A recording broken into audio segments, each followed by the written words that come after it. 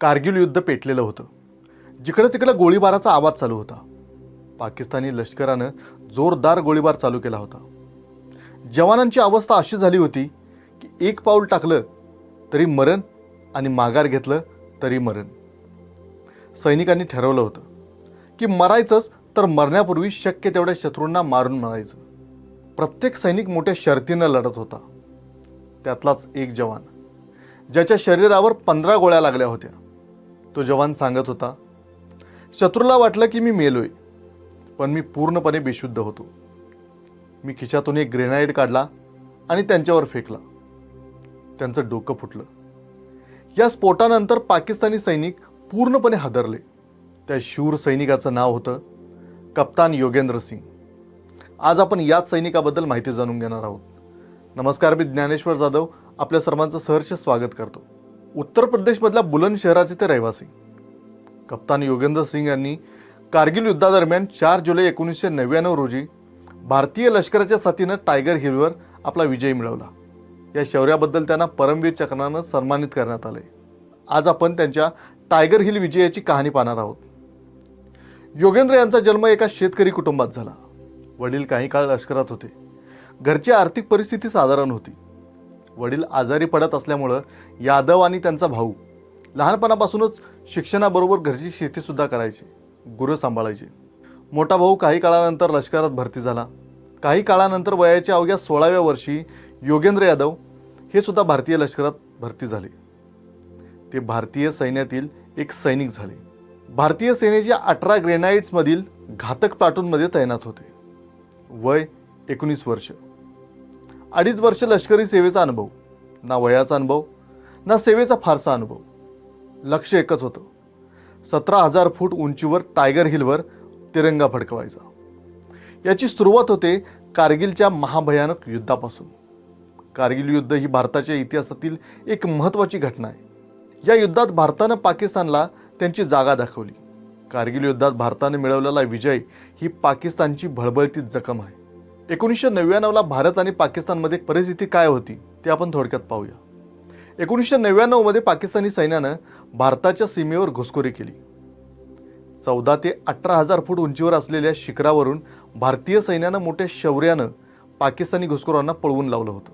या युद्धामध्ये आपले 500हून अधिक सैनिक शहीद झाले होते. हे युद्ध लष्करी इतिहासातील एक अतिशय कठीण आणि धोकादायक युद्ध म्हणून ओळखलं जातं. 1947-48, 1965 नंतर 1971 अशा 3 युद्धात भारतानं पाकिस्तानला धडा दाखवला. तरी सुद्धा पाकिस्तानची मस्ती काही जिरली नाही. नंतर 1999 सालच्या कारगिल युद्धामध्ये भारताने ही कसर पूर्ण केली आणि पाकिस्तानला 4 मुंड्या चित केलं. त्यांच्या नांग्या ठेचल्या. जवळपास 60 दिवस चाललेलं हे युद्ध अखेर 26 जुलै 1999 रोजी संपलं. भारतीय सैनिकांनी हिमालयातील उंच शिखर कारगिल हे पाकिस्तानाच्या हातातून परत मिळवलं आणि पाकिस्तानचा लाजिरवाना पराभव केला. कारगिल युद्ध 3 मे 1999 रोजी सुरू झालं. या दिवशी दहशतवाद्यांनी घुसखोरी केली होती. 26 जुलै रोजी युद्ध संपलं.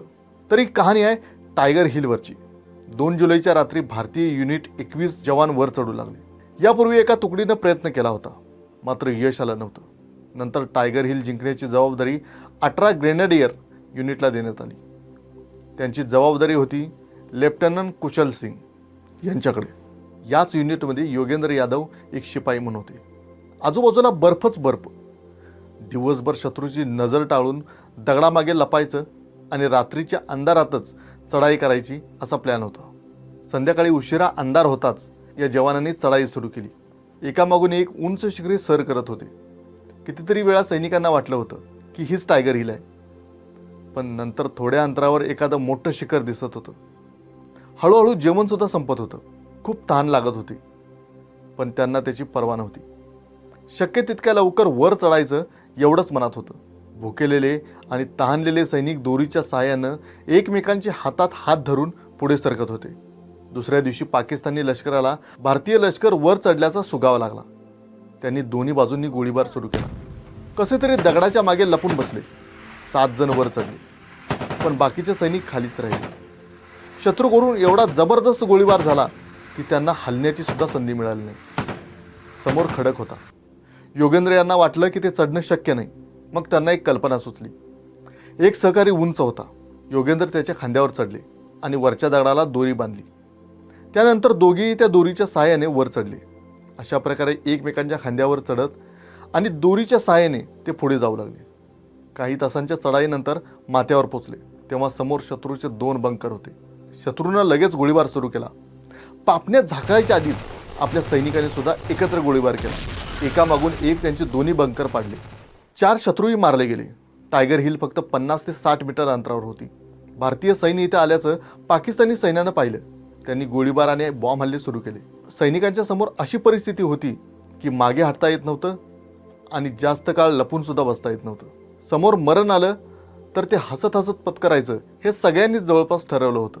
योगेंद्र सांगतात की 4 जुलैला सकाळी आम्ही त्यांच्या भागात शिरलो. 5 तास दोन्ही बाजूंनी गोळीबार सुरू केला. आमचा दारुगोळाही संपत चालला होता.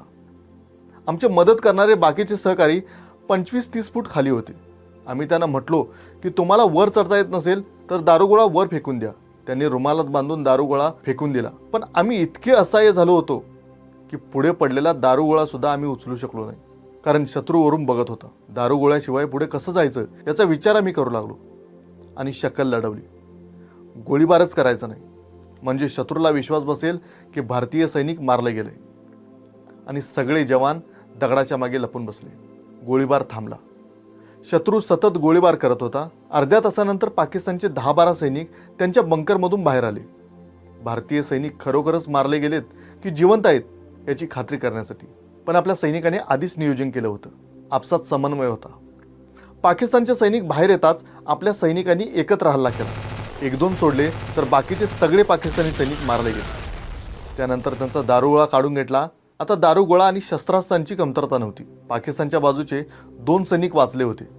ते पळून जाण्यात यशस्वी झाले. त्यांनी परत जाऊन आपल्या तुकडीला माहिती दिली. पण अर्ध्या तासातच पाकिस्तानच्या 30-35 सैनिकांनी परत हल्ला केला. त्यांच्याकडे भरपूर शस्त्र होती. दारुगोळा होता. अर्धा तास त्यांनी भारतीय सैनिकांना डोकं वर काढायची संधी दिली नाही.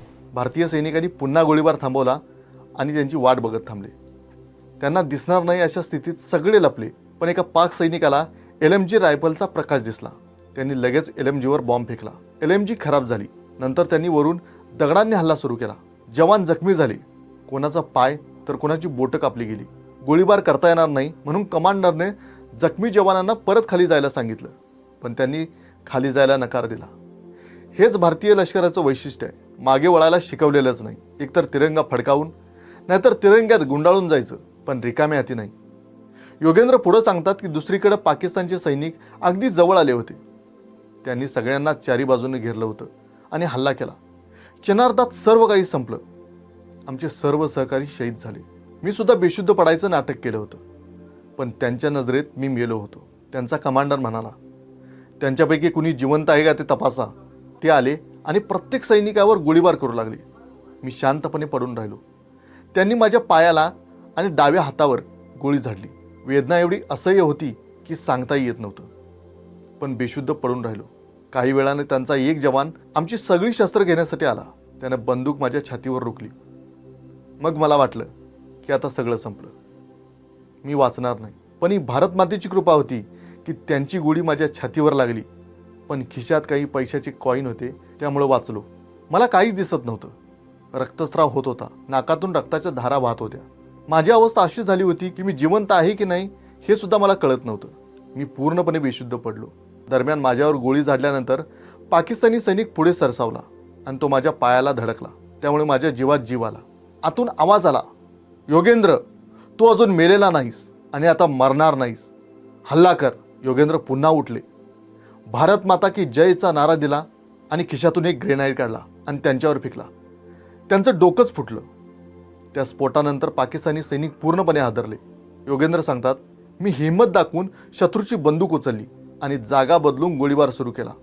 शत्रूंना वाटलं की भारतीय सैनिक खालून समर्थनासाठी आले. ते सगळे पळून गेले. त्यानंतर मी माझ्या सहकाऱ्यांकडे गेलो. एकही जवान आपला जिवंत नव्हता. मी बराच वेळ रडत होतो. हाताला गोळी लागल्यानं हाडं मोडली होती. तीव्र वेदना होत होत्या. हात तोडून द्यावा असा विचार मनात आला. तोडण्याचा प्रयत्नही केला, पण हात तुटला नाही. त्यानंतर हाताला बेल्ट बांधला. बेल्टच्या साहाय्यानं हात पकडला. आजूबाजूला फक्त बर्फच बर्फ होता. भारत कुठे आहे आणि पाकिस्तान कुठं आहे हे सुद्धा कळत नव्हतं. एका नाल्यातून गरंगळत खाली पोचलो. तिथून माझे काही साथीदार आले आणि मला घेऊन गेले. मी जगेल अशी कोणालाच खात्री नव्हती. ते मला कमांडिंग ऑफिसर कुशाल सिंग ठाकूर यांच्याकडे घेऊन गेले. मी त्यांना वरच्या परिस्थितीची सगळी माहिती दिली. हेच शेवटचं आठवतंय. त्यानंतर बेशुद्ध पडलो. जेव्हा मी शुद्धीवर आलो तेव्हा कळलं की मी श्रीनगरमधील आर्मी हॉस्पिटलमध्ये आहे. हॉस्पिटलमध्येच मला कळालं की आमच्या टीमनं टायगर हिलवर तिरंगा फडकवला आहे. 15 ऑगस्ट 2000 रोजी योगेंद्र सिंग यादव यांना लष्कराचा सर्वोच्च शौर्य पुरस्कार परमवीर चक्र प्रदान करण्यात आला. हा सन्मान मिळवणारे ते सर्वात तरुण सैनिक होते. कॅप्टन योगेंद्र सिंग यादव हे आता लष्करातून निवृत्त झाले आहेत. ते एक हिरो आहेत. संपूर्ण देशासाठी एक आयकॉन आहेत. असे आपल्या जवानांना त्रिवार वंदन. धन्यवाद.